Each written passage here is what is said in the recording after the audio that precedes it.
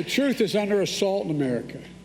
As a consequence, so is our freedom, our democracy, our very country, because without the truth, there's no light. Without light, there's no path from this darkness. If you really care about the lives lost here, then you should honor the lives lost and call for a ceasefire in Palestine. Ceasefire now! Ceasefire now! Ceasefire now! That's all right. That's all right. That's all right. That's all right.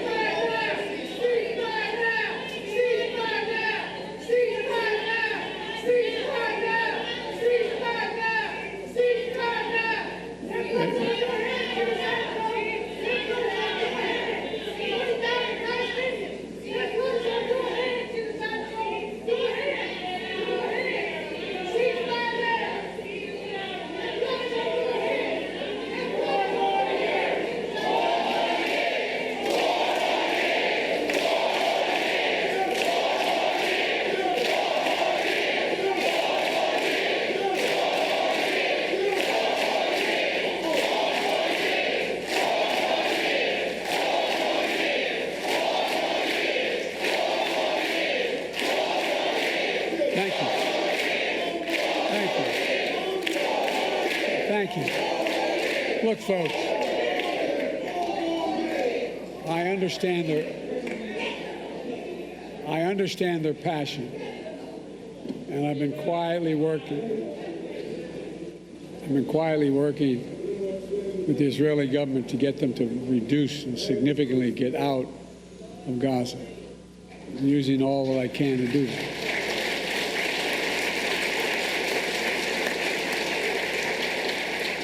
But I understand the passion. Look, folks, after the civil... Thank you. They don't realize that. You're a good man. Well, thank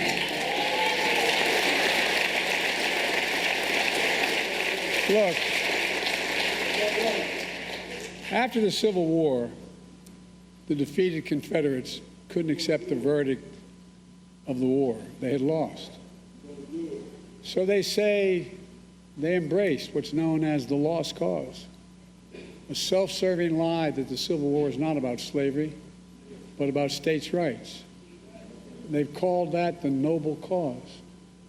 That was a lie that had, not just a lie, but it had terrible consequences. It brought on Jim Crow.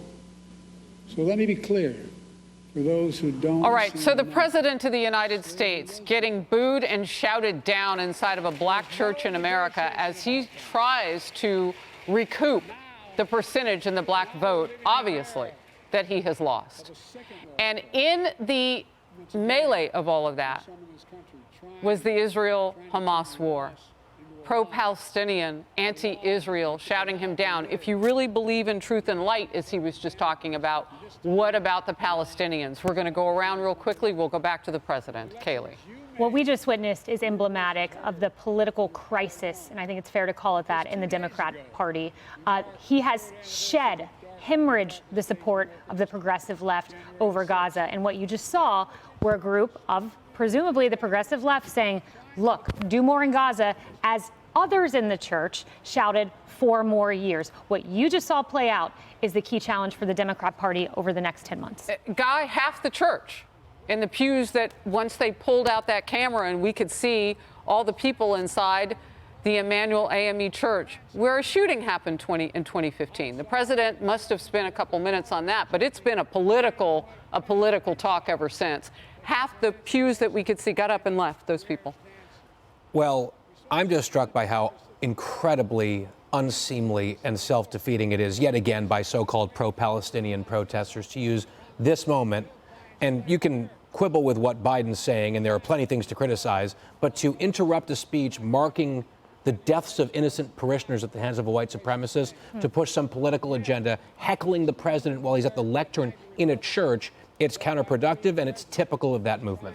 It certainly points out, though, that you have a problem in your political party. And if you want all eyes on you, go to where he's weak and trying to shore up the black vote. So it may have been bad from the perspective of how does it make those particular protesters look, but Emily, it's effective if you want a message against this president. Well, it's effective if the president engages it's less surprising to me that that occurred, since those pro-Hamas and pro-Palestinian protesters seem to be everywhere, but more that he then engaged. And don't quote me on this, but it sounded like he said something to the effect of, I am working with the Israeli government to get them out of Gaza. So he chose to engage with them. He chooses at every point possible to try to placate this absolute liberal left, this far extremist left, yet they continue to hemorrhage for good reason, because he's not an ideologue, he's feeble. And right here, we saw him just before that denigrate Black Americans with lumping them into one, again, monolithic column. He continues with everything he does to be disrespectful and assumptive. What Emily's talking about is I've spent more time in the Bethel AME Church in Wilmington, Delaware than most people I know, black or white, have spent in that church,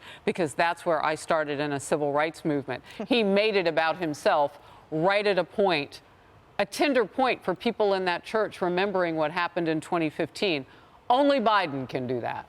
It was a tender point, and 1 in 5 Democrats in this recent poll show sympathy towards Hamas or generally support Hamas versus Israel. This country has an anti-Semitism problem. The Democratic Party has a live wire problem on the progressive left, and it clearly has shocked the president as he's speaking in this black church. Hey everyone, I'm Emily Campagno. Catch me and my co-hosts Harris Faulkner and Kaylee McEnany on Outnumbered every weekday at 12 p.m. Eastern, or set your DVR.